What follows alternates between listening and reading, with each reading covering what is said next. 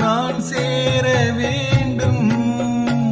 மீண்டும் ஜென்மங்கள் மாறும் போதும் நீ என் மகளாக வேண்டும். பாசராகங்கள் பாட வேண்டும்.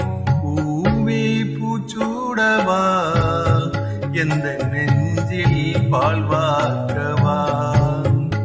வாசல் பார்த்து கண்கள் பூத்து காத்து நின்றேன் வா.